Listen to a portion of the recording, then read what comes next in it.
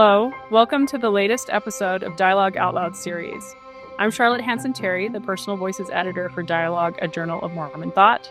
Today, we are excited to speak with Sarah Safsten and Ryan A. Davis about their personal voice essays in the fall 2024 issue.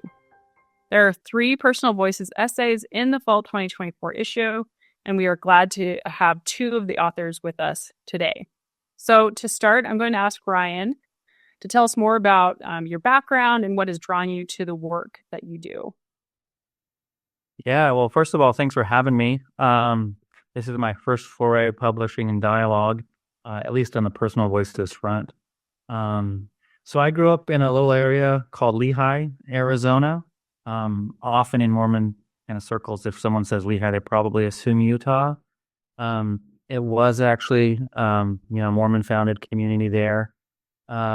It was annexed into Mesa right around the year I was born. And, those of us who kind of grew up there saw ourselves kind of pertaining to both or to 2 different worlds. So it was a rural area. If you go there today, you can still see signs with, warning drivers to be wary of people riding on horseback. But we were really, really close to the big city. At least it was big at the time. It's gotten bigger, I guess, of Mesa, Arizona, which is part of the Phoenix metropolitan area. And so we kind of felt like we were a little bit from the country, a little bit from the city. I grew up there. And when it came time to go to college, my mom encouraged me to apply to BYU. And when they accepted me, I thought, well, it would be nice probably to get away from home, spread my wings a little bit. So I ended up at BYU, stayed there for my undergraduate and MA degrees, and then ended up at Emory University in Atlanta, Georgia for my PhD. And I finished there in 2009 and took my job at Illinois State University, which is where I am currently employed, and have been involved in Mormon studies probably for the past, since 2018, I would say. Doing work mostly on modern Spain, although my first publications were in related to Argentina and missionaries who were also athletes. So hopefully that's a okay bio. Yes, thank you for sharing that background information. So Sarah, I'm going to turn the question now to you about your background, what drew you to do this work that you're doing. Hi, Charlotte. Thanks for the question and thanks for having me. Similar to Ryan, I grew up in LDS family, and I have wanted to go to BYU I wanted to go to BYU since I was young. That's where I did my bachelor's degree in English and then my master's in creative writing. And while I was there, I was also really involved in the ballroom dancing program. So a lot of my background involves dancing and the way that it's connected to ideas of spirituality and ideas of art and communication. And then also my writing focuses on that too. So they kind of get to inform each other in interesting ways. And that's one of the reasons why I wrote this piece.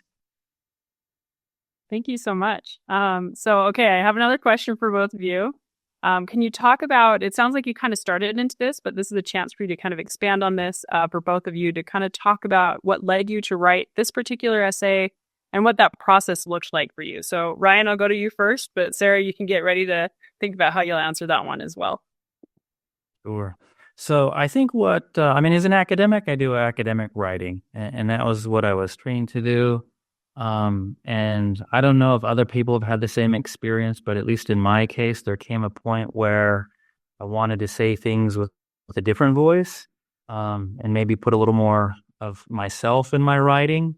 And so, it's been a number of years since I have this Google Doc that just has unfinished essays, numbering in multiple pages now.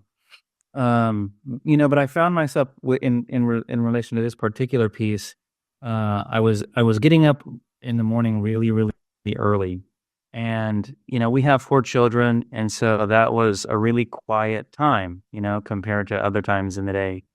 And it was often dark outside, And so I would just sit on the couch and think about life, me, my place in the cosmos. And, I don't know if other writers feel the same way, but it's always seemed as though there's an essay in my head.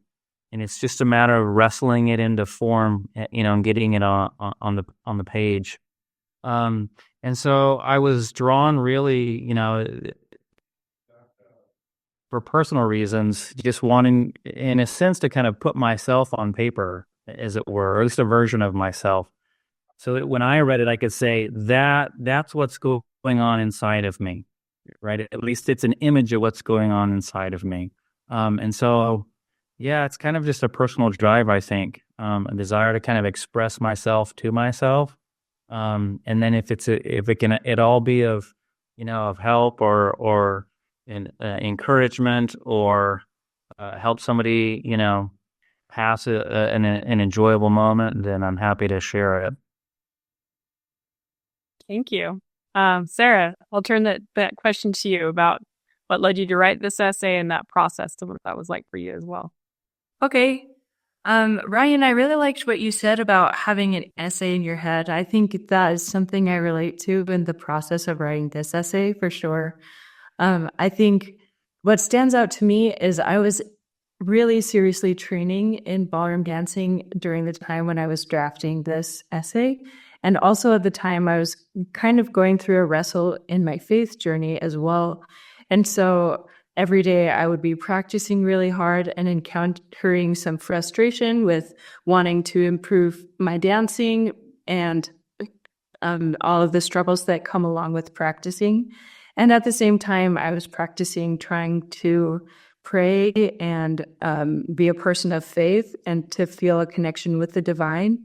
And I was also encountering struggles with that. And so I think the two struggles and the two methods of practice were just informing each other. And in a way, they worked as metaphors for each other in a way that maybe just happened because there was an essay in my brain that was starting to bloom already. But I think over time, I started thinking more and more about it. And as a way of getting my thoughts collected, I started this essay, and this is kind of what came out.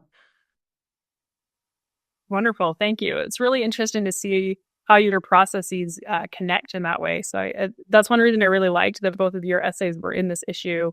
I really enjoyed how you can see some parallels in your process as well.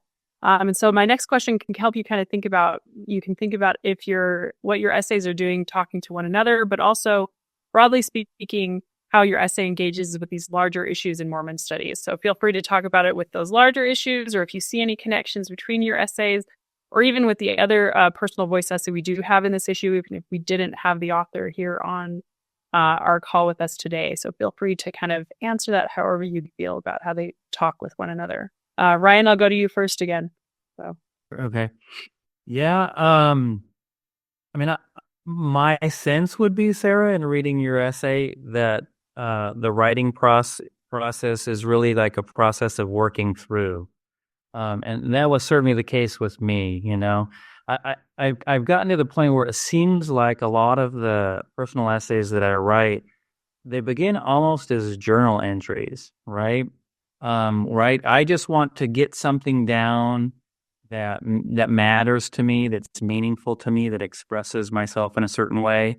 But then there's a lot of work, right, involved in kind of shaping it into a personal essay that would be of more interest to other readers, instead of just my journal. And I got that sense when I was reading yours, Sarah, that there was there's a process of working through something, right, behind the words. And the words are what kind of give us access to what it's like an insight, right? The words that you gave us were an insight into something that was going on in your mind, in your heart. And so in a sense, it's like you were like sharing a part of you. And that's, I don't know, one way I like to think about personal essays is, when I read it, I think, boy, I would really like to talk to this person. I'd like to get to know them better. And if not, then maybe I didn't like their essay, right? If it, to me, that's kind of a marker of a good quality essay. So, I don't know if that resonates with kind of what you were thinking, Sarah, or from your observations. Yeah, I think that does resonate with me. I think one thing that I would say in response to your idea of working through something, in addition to having the words work through, I think sometimes I try to use metaphor as a way of helping me think about something from a different perspective. And as I was reading your essay, I wondered if that might function in a similar way. One of the metaphors that stood out to me in your writing was the idea of some kind of a crossroads, whether that's both a literal crossroads between the West and the Midwest, or the crossroads between past, present, and future. And so I was wondering, that was that part of your writing process? Was trying to find an adequate metaphor to explain something, or is that something that kind of came after as you were polishing the piece? Yeah, so at least in this particular example, I don't think I started with the idea of, oh, here's a really useful metaphor that I already have. Um, the issue at the time was just how do I wrestle with this idea that we live so far from our family, you know? And we've been in the Midwest here for 15 years now, and over those 15 years, we've noticed that the Intermountain West, or what I sometimes call the Book of Mormon Belt, still has a real pull on people, you know. And I have my own ancestors that that crossed the plains going from the Midwest to the West. And so I was just struck by the fact that a lot of us still make that trek, for in our case, we don't make it. We stay behind, and so there's just this massive geographic distance that separates us. But then that geographic layer has layered on top of it emotional layers. And, as I worked through the essay, I realized, we really do literally live at a prominent crossroads for the rail system. And so I just thought, how ironic, that we live at this nodal point where transportation puts the Midwest in connection with north, south, east, west, and yet here we all are still wrestling with this emotional distance that has crept into our relationships. And so I kind of those images, I think, or those metaphors maybe of transportation or crossroads kind of came after, just as I was thinking more about the emotional load. Because it's almost always the case that we're the ones going out west. The gravitational pull out west is much stronger than the gravitational pull back out to the Midwest. And we thankfully have had family come visit, but there is that Mormon stronghold of the Intermountain West is still it plays a prominent role in our what would you call it? Maybe our socio-cultural imaginary. So anyway, that's what I would say with your in response to your question, Sarah. Well, I think that's so interesting, Ryan. Thank you I love learning about other people's writing process, and just also about the idea of that crossroads and the transportation imagery. That's so interesting to me. And Sarah, thanks for a really insightful question that way. I'm going to turn one around on you because I'd love to hear a little bit more about. I really, again, I enjoyed both of your essays. And Ryan, I think you articulated really well, especially because I'm a historian of the American West. And so I very often think about what is West? What does that look like when we think about going West? And I thought you did a great job in your essay, really thinking about these ideas of what that means to think like that, but also consider what it means to be in these different spaces and at these crossroads. And so, Sarah, I wanted to ask you a question because I think about with Ryan, when I think about it with Mormon studies, it very much these ideas of what those Wests and crossroads and spaces look like.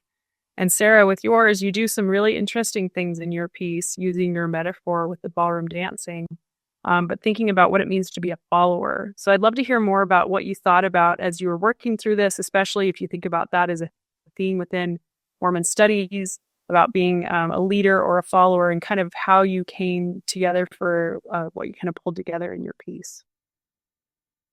Well, thank you for that insightful question, Charlotte. I think this essay was definitely a process of me trying to figure out, how do I be a follower? I think I initially had one idea of what it means to be a follower or a leader, and one idea of what maybe God looks like to me.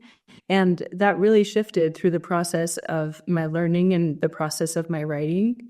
And I wonder if this might be something that we see more broadly in Mormon studies, where there's this broadening of both a broadening of understanding different ways to recognize God's voice, and also a broadening of being able to accept the unknown and accept the unknowable, and understanding that there are certain aspects of the divine and aspects about God that maybe we just can't understand, even though we have this yearning for certainty and yearning to say, I know that this is true.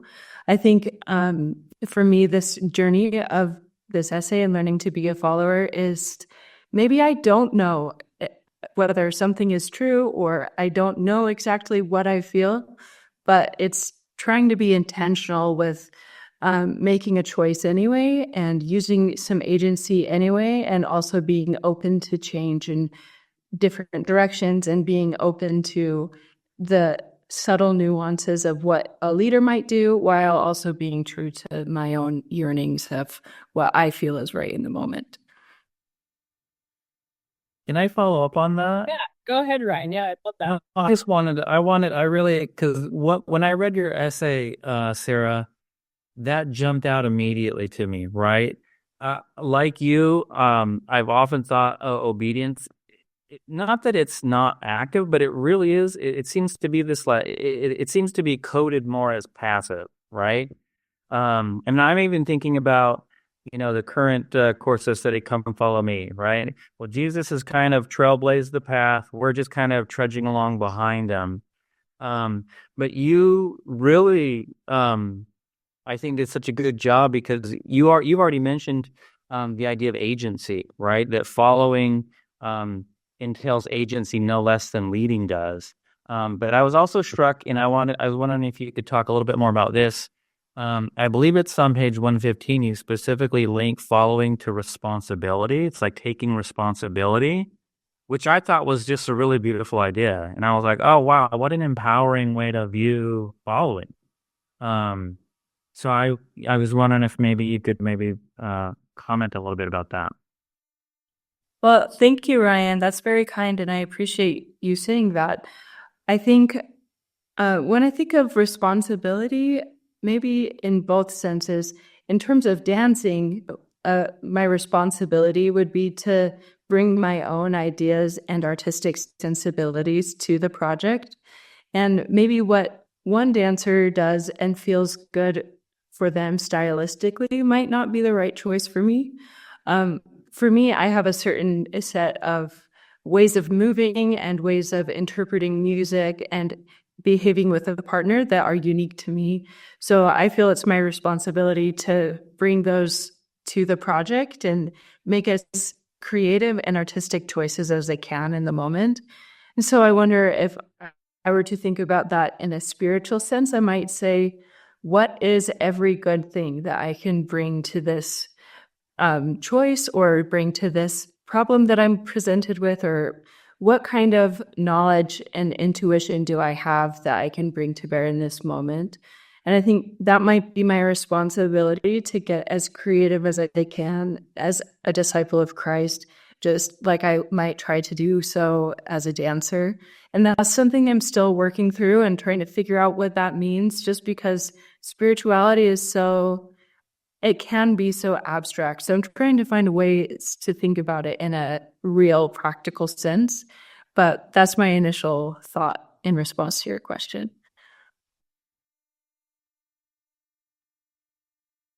And it makes me think. Yeah, go ahead. Sorry. Go ahead. No, I was just gonna say it makes me think that, like, it seems to be there's a relationship as well between, like, the aesthetic element, like the beauty of dancing, but also the really physical and physically demanding elements of dancing. You know? Like my wife and I used to watch some of those dancing shows, um, and I mean it was just amazing to see the talent that these dancers had, and it looked incredibly beautiful, right?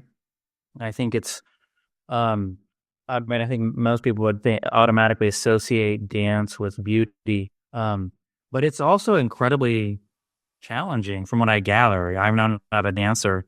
Physically demanding. You mentioned your feet at the beginning of your essay, right? And I've often been struck, for instance,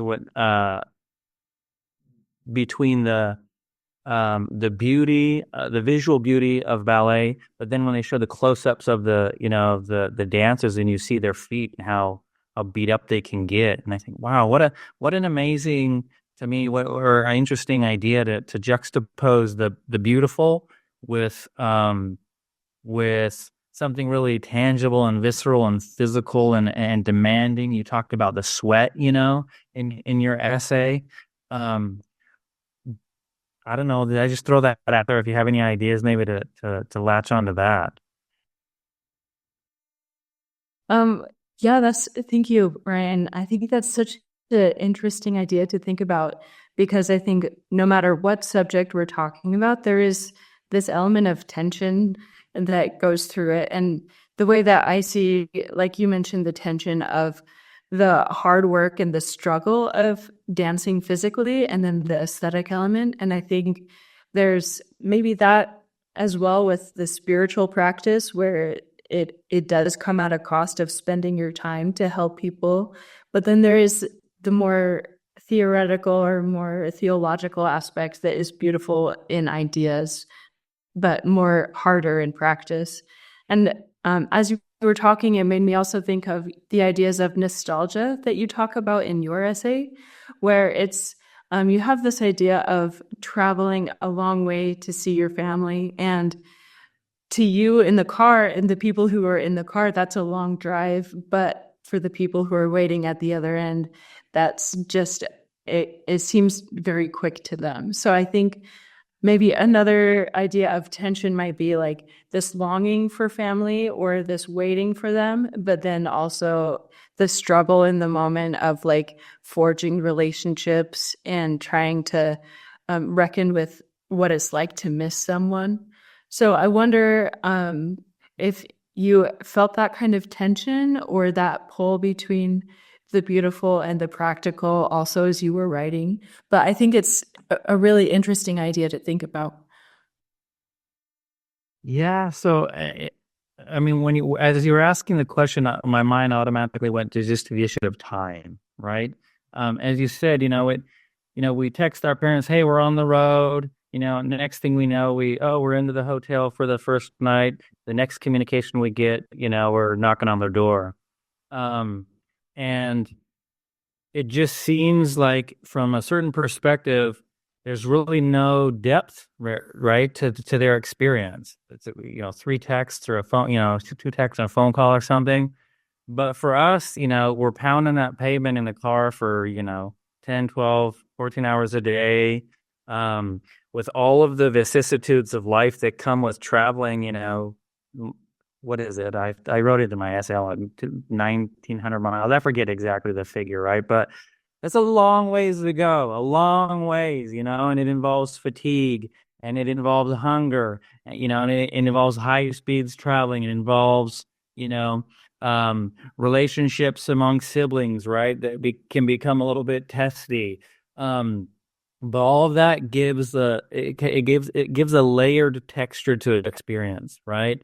Um, and and so I think, yeah, I mean, you mentioned nostalgia. I guess I would go back to that issue of beauty. Like, when that last image that I end up with when we're standing at the door, front door of my parents' home, and my wife grabs me by the hand, and I've got my arm around my son, like that. That image to me is incredibly beautiful, but the beauty is enhanced by the fact that we together as the family have kind of trod a path of, I don't want to overstate the metaphor, but a certain amount of suffering, right, and a certain amount of sacrifice. Um, And I wasn't lying in my essay when I said there are times when I think, is it even worth it? It involves, a lot of planning. It's not inexpensive. It's a lot of miles on the vehicle. And I think it would be so easy to just stay here, right? It really would. But you can't have three-dimensional relationships, right? If you make two-dimensional choices.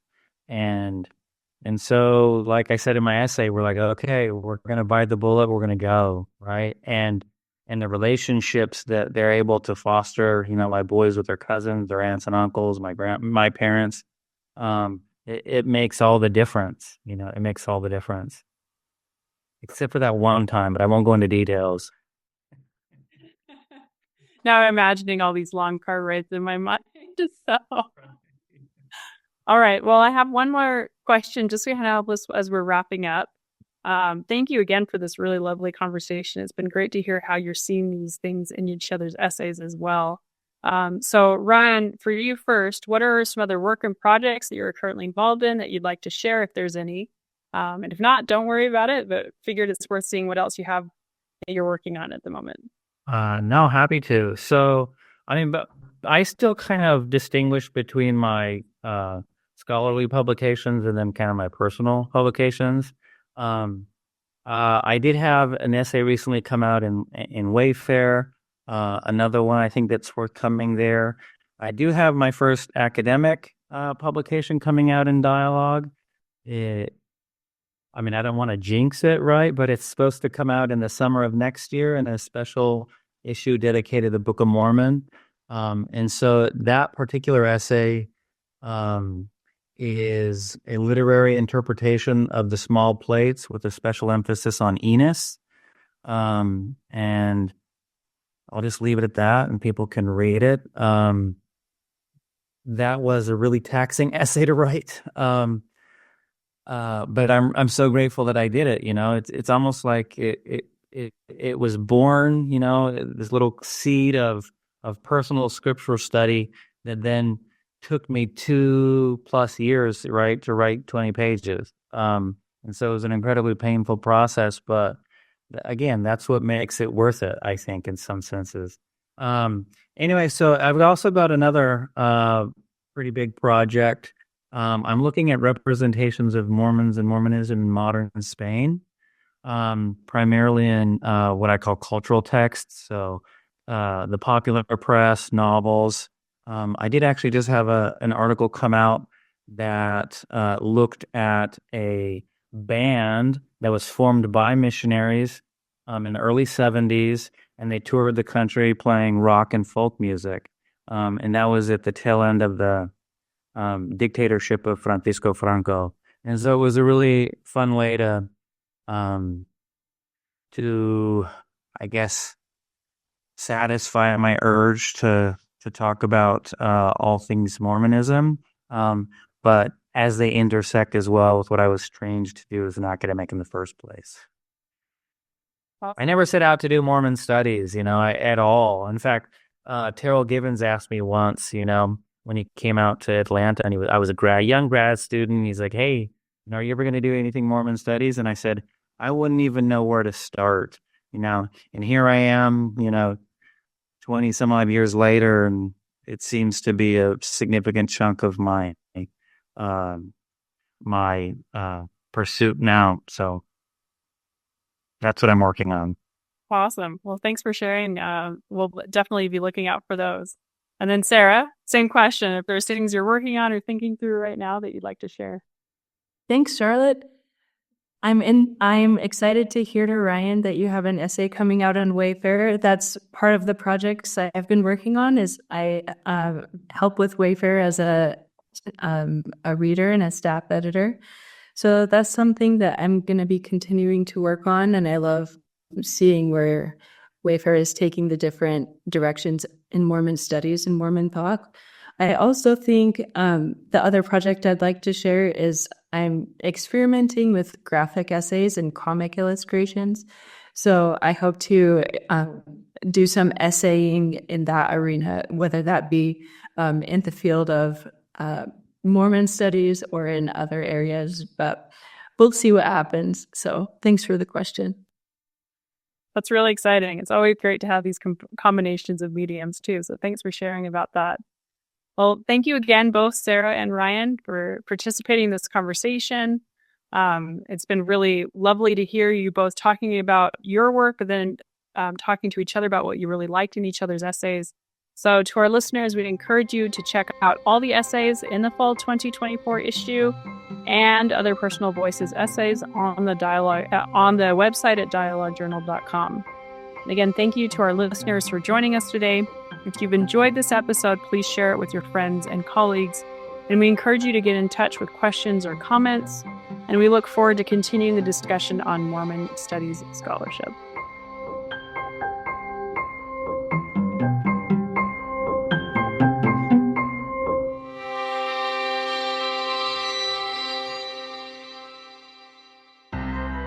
Greetings, my name is Rebecca DeSchweinitz, and I'm thrilled to serve as a board member at the Dialogue Foundation and as one of the hosts of Dialogue Gospel Study. In each episode, which we record live the second and fourth Sunday of every month, we welcome esteemed speakers from a variety of backgrounds to share their insights and perspectives on the Come Follow Me lessons. Our aim is to spark meaningful conversations about the scriptures, to connect them to our personal experiences and to our understandings and explorations of the gospel. To stay in the loop with our upcoming lessons and this opportunity to engage with Mormon thought, culture, and belief, be sure to visit dialoguejournal.com and sign up for our newsletter. By doing so, you'll receive updates and timely links to join our live stream lessons. Additionally, you can catch up on our past guests and episodes by subscribing to Dialogue Journal on YouTube, Facebook, or wherever you listen to podcasts.